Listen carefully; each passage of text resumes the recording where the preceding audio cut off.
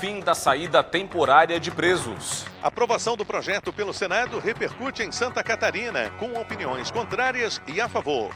Tragédia no oeste do estado. Mulher é assassinada pelo ex-marido, que depois tenta simular um acidente de trânsito para encobrir o crime. Desdobramento da Operação Presságio. Ministério Público Estadual vai investigar suposto uso de moradores de rua para cobrança indevida de estacionamento durante a FenaOstra 2023. Futebol. Veja todos os detalhes dos jogos deste fim de semana pela penúltima rodada da primeira fase do Campeonato Catarinense. Santa Catarina vai ganhar uma nova orquestra. Seletiva de músicos define elenco para a nova Orquestra Filarmônica Catarinense.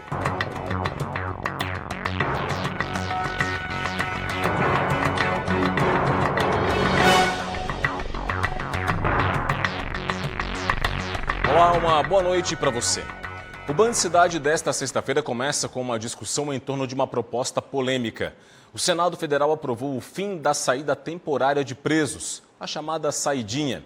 Os defensores do fim da medida argumentam que o projeto traz mais segurança para a população.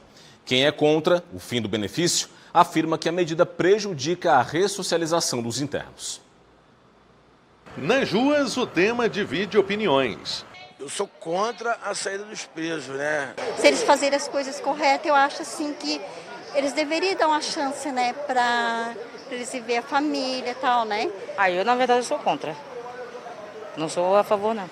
Não deveria ter, porque eles saem, eles não voltam e continuam praticando os mesmos crimes.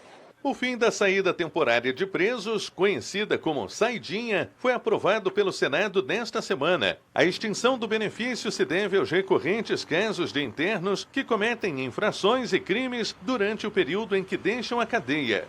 O projeto original previa a revogação total do benefício, mas foi alterado para permitir a saída de presos que trabalham e estudam. A proposta obriga a realização de exame criminológico e uso de tornozeleira eletrônica para que o preso tenha direito à progressão de regime. Em Santa Catarina, cerca de 2.200 presos tiveram direito à saída temporária nas festas de fim de ano. Desse total, 66 não retornaram, o que representa 2,77%. O secretário estadual de Segurança Pública defende o fim do benefício. Existem 3 características que dão sentido à pena, né? A primeira delas é retirar do convívio social aquela pessoa que apresenta um risco. A segunda, ela tem um caráter punitivo, óbvio. E o terceiro e mais importante é o educativo. Com a saidinha, você praticamente desmonta esse tripé, né? As pessoas não têm o porquê temer ser preso, não serve de exemplo para a sociedade, né? E muitas vezes perde-se a relação com o Estado, ou seja, o Estado deixa de estar presente nessa relação entre ele e aquele que cometeu o crime. Entidades que lutam pela ressocialização dos presos vão na direção oposta, que o fim da saída temporária representa uma punição a mais para quem precisa de uma nova oportunidade. Como que um projeto desse vai colocar critérios se o próprio sistema prisional não cumpre a sua parte? Então, aquele preso que tem bom comportamento, mas ele não consegue alcançar esses critérios. Então, eu acho que o projeto deveria cobrar também do sistema prisional para que ele pudesse cumprir os critérios. Porque senão nós vamos estar discriminando pessoas que estão com bom comportamento, mas não conseguem a vaga de emprego e muitas vezes não conseguem vaga para estudar também. Então, ela nunca vai conseguir a saídinha temporária, aquela saída do final do ano, do Natal, para ver o seu familiar. Então, está discriminando esse preso. Para a associação que representa os advogados criminalistas de Santa Catarina, a proposta é inconstitucional. É um direito que ele tem para poder estar se aproximando das pessoas, para poder estar fazendo contatos, trabalhar, né? Tem presos que ficam no sistema prisional 15, 20 anos. Como é que tu vai tirar uma pessoa dessa de dentro do sistema prisional e vai colocar lá na rua e vai dizer para ele, agora segue a tua vida? É quase que impossível, né? A velocidade das coisas aqui fora são gigantescas, ele nem vai conseguir acompanhar. Então, dessa forma, o que a lei diz é isso. O país determinou que assim será nosso cumprimento de pena e que ele terá o direito de sair para se reinserir na sociedade. Como os senadores fizeram modificações, a proposta vai ser analisada novamente pela Câmara dos Deputados, que aprovou o projeto em 2022. Tragédia no oeste do estado. Uma mulher foi assassinada pelo ex-marido em Chapecó. O assassino se escondeu no carro da vítima, cometeu o crime e depois tentou simular um acidente. Sônia Gorete Matiello Secom tinha 49 anos e foi assassinada pelo ex-marido dentro do carro dela. De acordo com a Polícia Civil, o homem se escondeu no veículo e esperou a ex-companheira. Logo que ela embarcou, foi estrangulada até a morte. Depois de cometer o crime, o homem levou o carro até uma ladeira e simulou um acidente de trânsito. As primeiras impressões pareciam ser um mal súbito, seguido de um acidente de trânsito, quando verificou indícios de um homicídio. Entrevistamos alguns familiares e decidi então entrevistar o ex-esposo dessa mulher. Ele foi confrontado e acabou então assumindo esse feminicídio ocorrido na manhã de hoje. O delegado responsável pelo caso disse que a vítima e o autor estavam separados há cerca de 2 meses, mas que o homem tentava a reconciliação. Eles tinham uma relação de quase 30 anos, né? E então na data de ontem, segundo ele, eles tiveram uma conversa onde ela teria assumido um relacionamento. Posterior a isso, então, ele decidiu então ceifar a vida da vítima, né? O homem de 51 anos responderá por feminicídio. O casal havia ficado junto por aproximadamente 30 anos.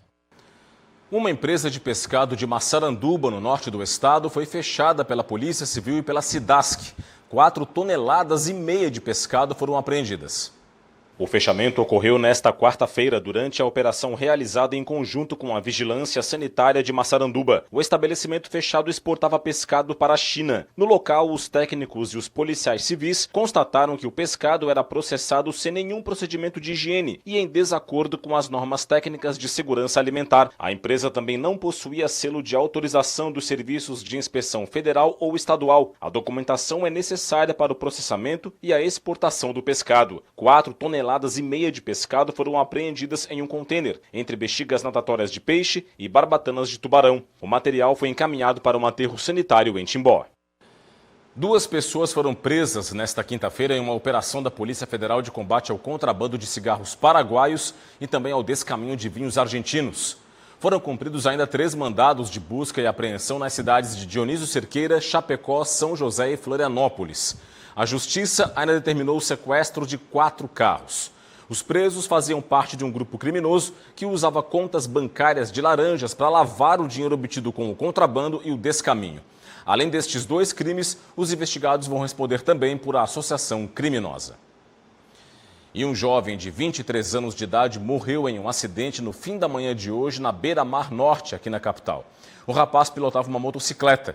Ele bateu o carro, perdeu o controle da moto, melhor dizendo, e bateu em um veículo no sentido bairro centro da avenida. Após a batida, a moto passou pelo canteiro central, invadiu as pistas no sentido contrário e bateu de frente em outro veículo. A motorista do carro não se feriu, mas ficou em choque e foi atendida pelo SAMU. O acidente provocou a formação de filas nos 2 sentidos da Beira-Mar Norte. Logo mais, depois do Band Cidade, tem o Jornal da Band. A confusão na saúde brasileira provocada pelo avanço da dengue é um dos destaques. A Adriana Araújo chega agora com estas e outras informações. Boa noite, Adriana.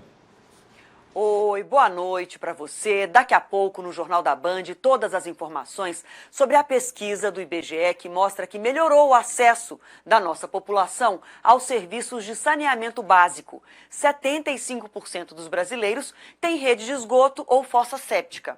Mas apesar dessa melhora, ainda tem 50 milhões de brasileiros sem esgoto e também 1 milhão que sequer tem acesso a um banheiro. No Distrito Federal, o serviço de saúde, hospitais, clínicas entram em colapso por causa do avanço da dengue. Em todo o país, já são mais de 760 mil casos registrados da doença, com 150 mortes. E depois dos temporais no Rio de Janeiro, agora as cidades mineiras são castigadas pelas chuvas, enchentes, deslizamentos. 2.500 pessoas estão fora de suas casas devido aos temporais. Eu estou te esperando às 7h20 no Jornal da Band. A seguir, a previsão do tempo para o fim de semana. Tem também o rompimento de uma adutora da Casan, em Palhoça, na Grande Florianópolis. E veja ainda, Operação Presságio. Ministério Público Estadual vai investigar suposto uso de moradores de rua para a cobrança indevida de estacionamento durante a Fena Ostra 2023. Os detalhes no próximo bloco. Continuem com a gente.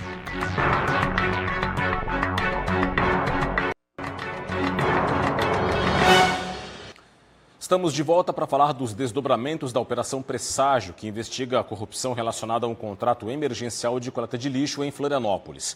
O Ministério Público Estadual vai instaurar um inquérito civil para apurar um esquema de fraudes que envolve a exploração de pessoas em situação de rua, relacionado à Festa Nacional da Ostra, a FenaOstra, do ano passado. Mensagens de celulares dos investigados na Operação Presságio mostram que as irregularidades não ficaram restritas ao contrato emergencial para a prestação de lixo que originou a ação. Para a polícia, o grupo investigado utiliza outros meios para ganhar dinheiro. Segundo as investigações, pessoas em situação de rua foram usadas para cobrar por vagas de estacionamento clandestinas na FenaOstra de 2023. O esquema envolveria o ex-secretário de Turismo, Cultura e Esporte, Ed Pereira, e o diretor de projetos da Fundação Franklin Cascais, René Justino.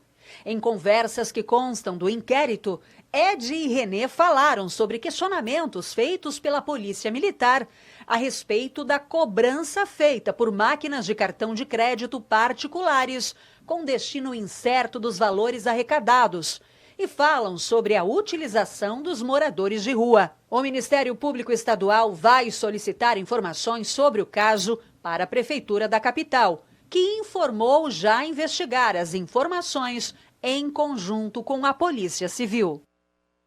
Uma adutora da Casan se rompeu na manhã de hoje em Palhoça, na Grande Florianópolis. Detalhes com a repórter Thaisa Kiziel. Olá! Já reduziu sim o vazamento de água, onde houve aqui o rompimento da adutora na BR-101, quilômetro 214, sentido sul. A orientação ainda assim da Casan é de que os moradores das cidades de São José, Florianópolis, Biguaçu e Palhoça sigam com o uso ainda mais consciente de água. Isso porque, de acordo com a Companhia Catarinense de Águas e Saneamento, a realização dos reparos é feita de maneira gradativa, o que significa que o abastecimento só vai voltar ao normal neste sábado. De Palhoça, Thaisa Kiziel, para o Band Cidade. Olha, a Casan informou agora há pouco para a nossa equipe, por meio da assessoria de imprensa, de que as equipes seguem no local e que a expectativa é de que na noite desta sexta-feira ainda o abastecimento de água seja normalizado após o rompimento desta adutora. Olha, o IBGE divulgou hoje novos dados do censo 2022 sobre as cidades catarinenses. Desta vez, o foco dos dados é a característica dos domicílios do estado. Eu separei alguns trechos aqui, alguns dados importantes que estão aqui no nosso telão. Vamos conferir comigo? Olha só, Santa Catarina tem uma população aí que mora em domicílios particulares permanentes de 7.600.000 pessoas. Desse total, 80,5% moram em casas. Houve um avanço aí de 10,4% em relação ao censo de 2010. 18,5% das pessoas moram em apartamentos e aqui o salto foi expressivo. 112,3% de crescimento entre 2010 e 2022. Santa Catarina tem a terceira maior proporção entre os estados brasileiros de pessoas que moram em apartamentos. O percentual só é superado pelo Distrito Federal, 28,7%, e pelo estado do Rio de Janeiro, 20%. Outro dado curioso, somente 3 cidades do país têm uma maior proporção de pessoas em apartamentos do que em casas. São elas: Santos, em São Paulo, 63,4%, Balneário Camboriú, aqui em Santa Catarina, 57,2%, e São Caetano do Sul, em São Paulo, com 50,1%. Vale destacar que outras 3 cidades do estado têm mais de 30% de moradores em apartamentos. São José, 41%, Itapema, 38,8% e Florianópolis, 39,6%. Por outro lado, dos 295 municípios catarinenses, 172 tinham uma proporção de moradores em casas que superava os 95%. São alguns dados curiosos e inéditos do IBGE. Olha, no Alto Vale do Itajaí, motoristas têm precisado de muita paciência para trafegar pelas vias urbanas de Rio do Sul. Isso enquanto as obras na BR-470, no trecho que cedeu, não são concluídas. Muitos tiveram que readaptar a rotina, estão saindo de casa bem mais cedo para não perderem a hora no serviço. É o caso da Márcia, que mora em Agronômica e trabalha em uma confecção no bairro Barragem. Antes eu saía tipo 15 para as 7, hoje eu tenho que sair 5h30, eu venho e faço horas, às vezes eu venho 6 horas, por aí, daí tem que deixar minha filha na escola. E tá complicado, chega atrasado, né? Porque não tem outro jeito, né? O trajeto antes era feito em poucos minutos. A rota na Estrada da Madeira é a principal via alternativa para desviar do ponto interditado na BR-470. Com base em estudos de tráfego do DENIT e da Prefeitura, levantados pelo Codensul, dá para ter uma noção do incremento no fluxo nas vias urbanas do município. Só a BR-470, nesse ponto que foi afetado, circulam cerca de 23 mil veículos por dia, sendo 26% desses veículos um tráfego pesado. Ou seja, são cerca de 6 mil caminhões que precisam desviar essa rota, né? Ou seja, por dentro da área urbana de Rio do Sul, ou mais principalmente por outras rodovias, e o que traz um prejuízo muito grande. Para esses veículos são pelo menos 130 quilômetros a mais de deslocamento e 3 horas a mais de viagem. Enquanto isso, quem enfrenta as longas filas não vê a hora desse transtorno acabar. Então a gente espera que logo isso tudo normalize, né? Que Deus entra na providência aí.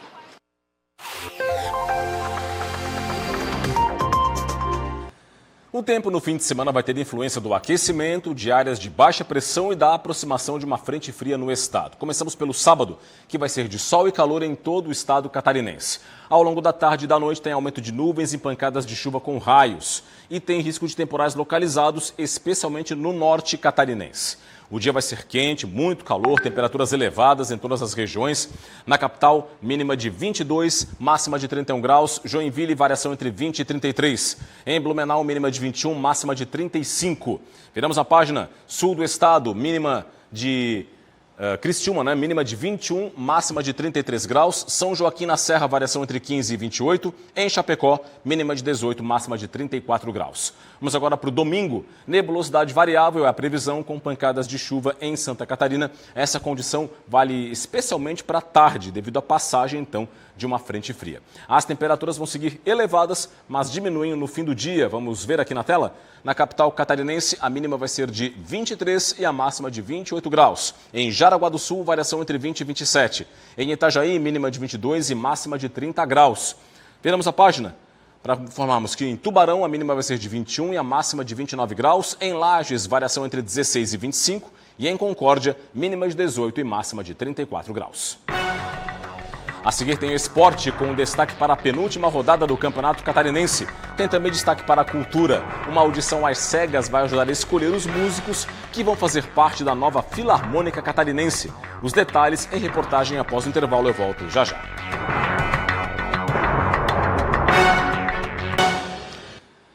Estamos de volta. Santa Catarina fechou o ano passado com uma marca histórica na realização de transplantes. Os detalhes com o repórter Ronaldo Penedo.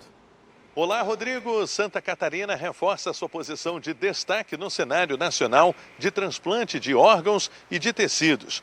E 2023 foi um ano histórico para o estado, porque Santa Catarina atingiu um recorde com a realização de 1.713 procedimentos. Esse número supera os 1.521 transplantes realizados no ano anterior, no ano de 2022. O estado se mantém como referência nacional e internacional, graças ao trabalho de capacitação de profissionais da saúde. Com os resultados, a SC Transplantes atinge a marca de 22.358 transplantes realizados ao longo de 2 décadas de história. Outro destaque é o percentual de doações para cada 1 milhão de pessoas. Santa Catarina apresenta um índice de 42,5, acima da média nacional, que é de 19,9 doadores para cada 1 milhão de pessoas, de acordo com a Associação Brasileira de Transplantes de Órgãos. Ronaldo Penido, para o Band Cidade.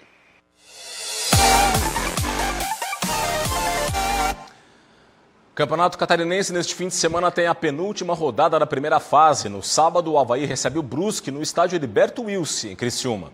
Avaí e Brusque se enfrentam nessa rodada e eles vivem momentos diferentes no Campeonato Catarinense. Do lado do Avaí, o momento é bom. Vem de vitória para cima do maior rival, 2-1 no Orlando Scarpelli. E com a classificação para as quartas de final já quase garantida. Mas agora o pensamento já muda. O foco é todo no próximo adversário. O Avaí é o dono do melhor ataque da competição com 18 gols anotados. e a meta é aumentar esse número. Mas para a partida, o Leão tem um desfalque importante. O atacante Pedrinho, um dos destaques até aqui, tomou o 3º cartão amarelo e agora cumpre suspensão. O quadricolor vem pressionado e precisando do resultado positivo. Apesar da pressão, o técnico Luizinho segue confiante e acreditando na equipe.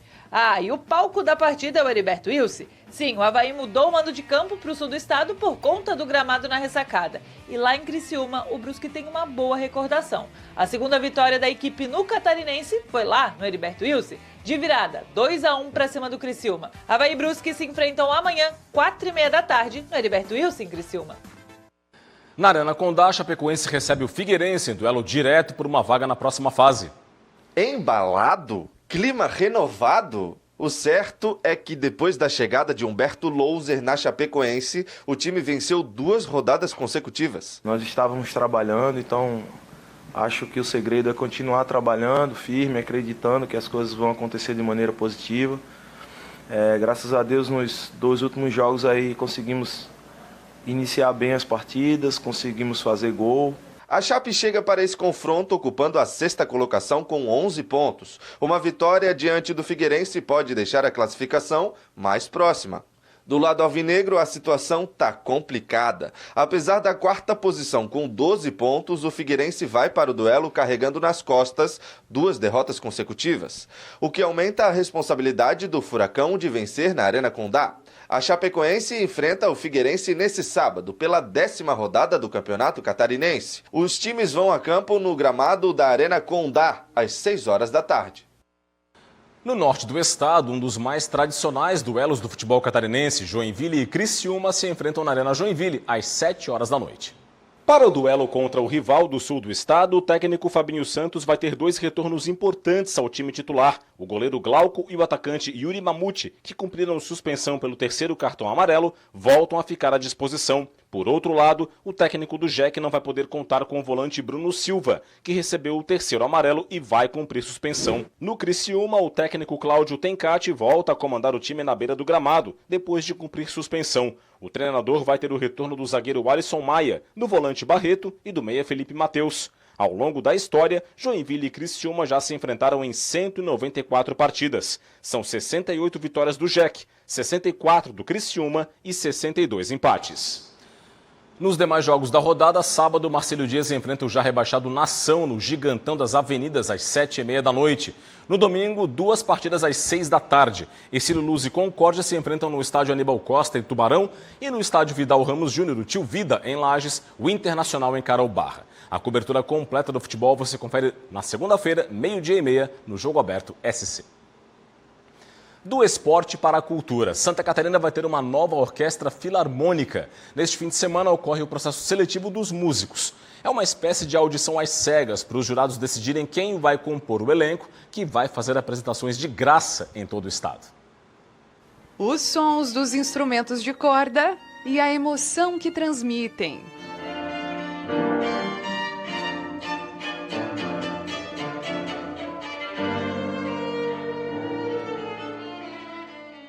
Da afinação aguda e grave ao timbre aveludado.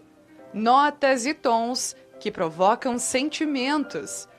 Características que vão fazer parte da primeira Orquestra Filarmônica de Santa Catarina. E para compor o grupo de músicos da orquestra, uma seletiva presencial é realizada na capital do estado. Até domingo, 41 músicos se apresentam para uma banca de jurados. Destes, 17 vão ser escolhidos para integrar o elenco. Cada candidato tem em média 30 minutos para apresentação, com 3 peças para demonstração. Uma delas escolhida pelo músico, a outra peça definida pelo júri, que é a peça de confronto, e uma última um pouco menor, com um trecho curto tirado de um concerto. Todo julgamento dos músicos é feito às cegas. Os 6 jurados especialistas têm a missão de identificar os melhores músicos exclusivamente pela audição. Os jurados que não conhecem o candidato, que não vê o candidato, eles vão avaliar pela sonoridade pelo timbre, pela qualidade musical. Então não sabe quem está tocando, não sabe gênero, não sabe cor. Um processo minucioso e cheio de detalhes, com performances como solistas e cameristas de violino, violoncelo, viola e contrabaixo.